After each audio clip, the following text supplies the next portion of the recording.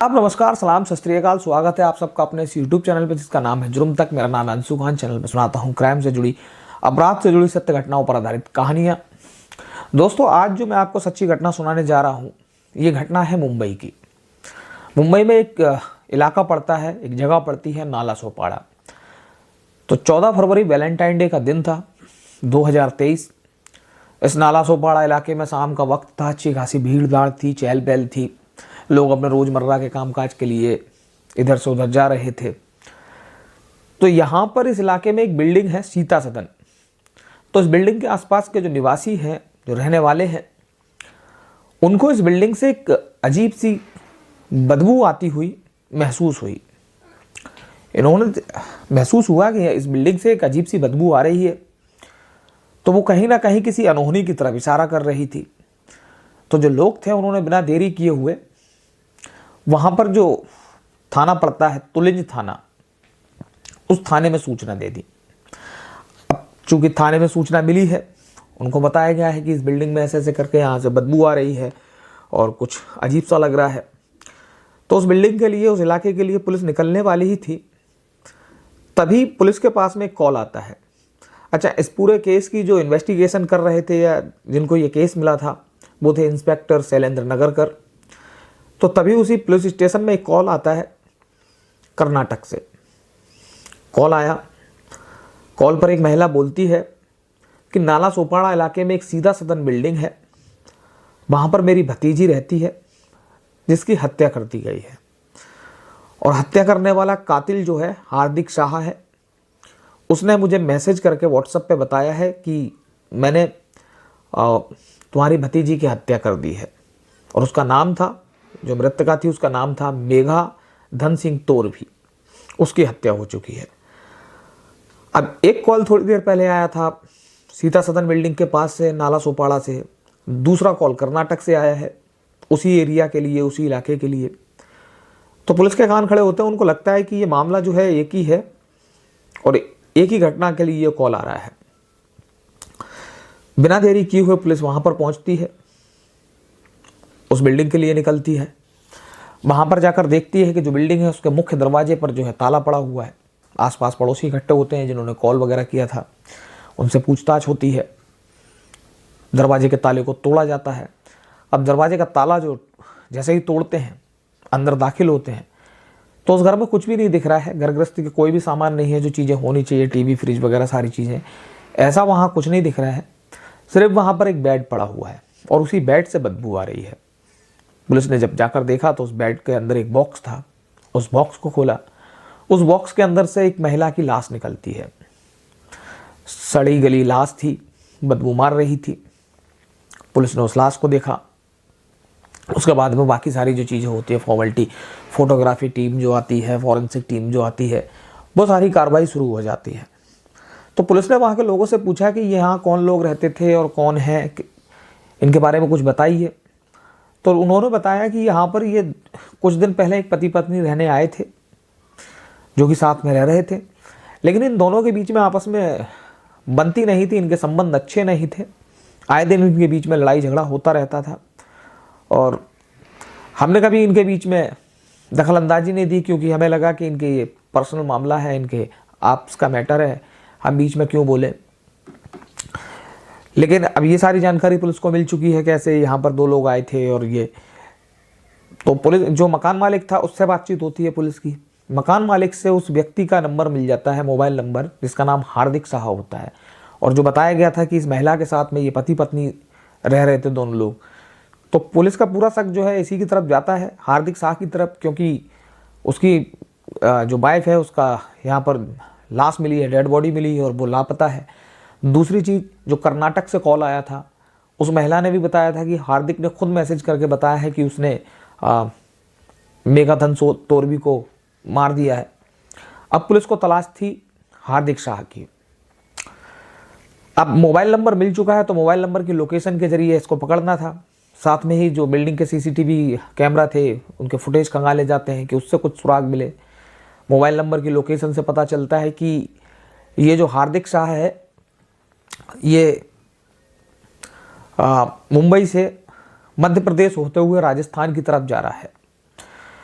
तो पुलिस जो होती है वो मध्य प्रदेश पुलिस से कांटेक्ट करती है, साथ में ही राजस्थान पुलिस जो होती है उससे भी कांटेक्ट किया जाता है कि इस तरह से एक सस्पेक्ट है, एक अपराधी है जो कि ट्रेन में सवार है और वो वहाँ के लिए निकल रहा है, तो आप हेल्प कीजिए।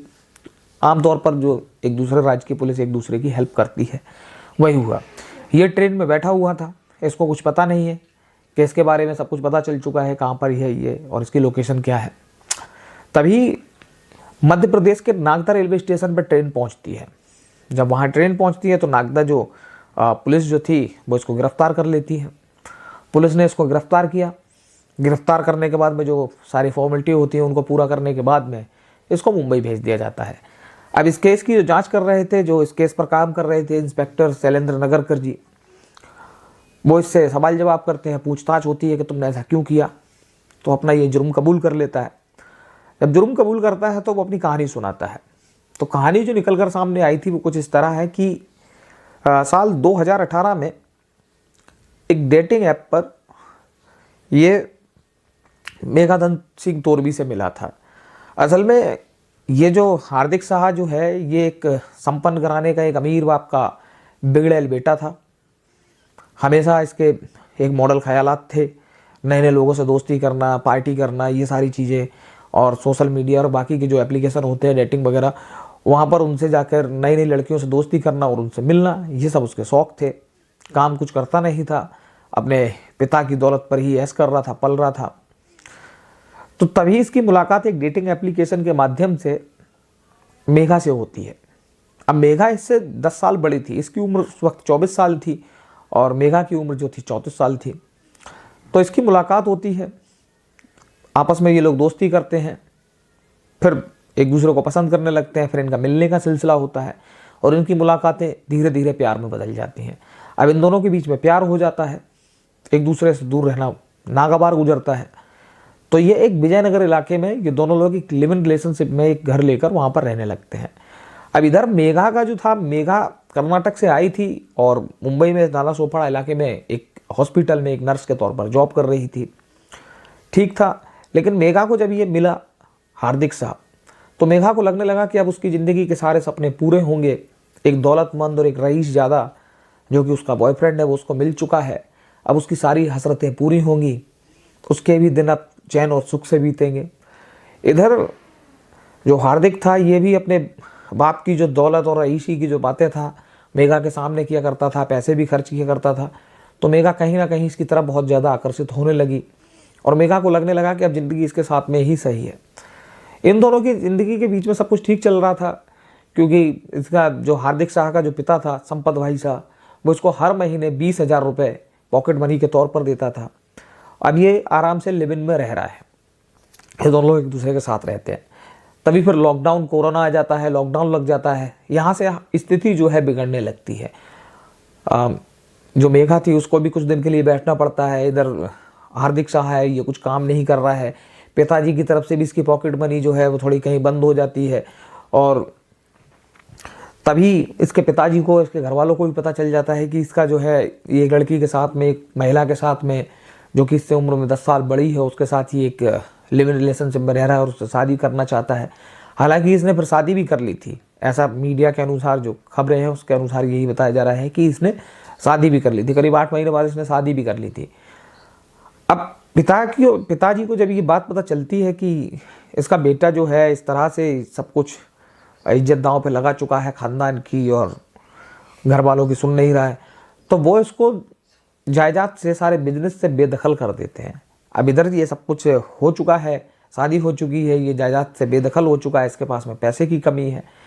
इधर लॉकडाउन भी था, उसके बाद में फिर लॉकडाउन सही हुआ, फिर उसके बाद फिर मेघा अपने जॉब पर गई, काम चल रहा है, लेकिन कहीं ना कहीं उस घर में पैसे की किल्लत होने लगी।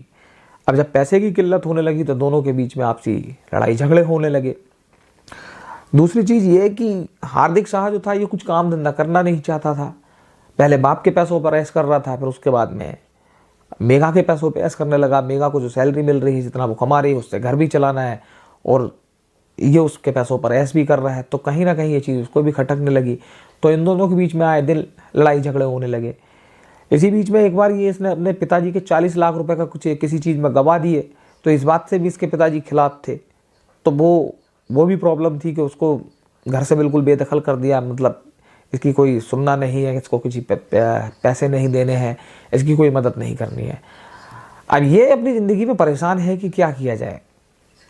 मेघा काम कर रही है, घर चला रही है, इसकी भी ज़रूरतें पूरी करा रही है, लेकिन ये आए दिन इनके बीच में ऐसे इस तरह से लड़ाई झगड़ा होता रहा। आखिरकार 12 फरवरी के दिन किसी बात को लेकर इनके बीच में बहस हुई और लड़ाई झगड़ा हुआ। तो इसने घर में ही एक तौलिया था, उस तौलिए से मेघा का गला घोंट दिया। गला घोंटने के बाद में इसने मेघा की हत्या हो जाती है।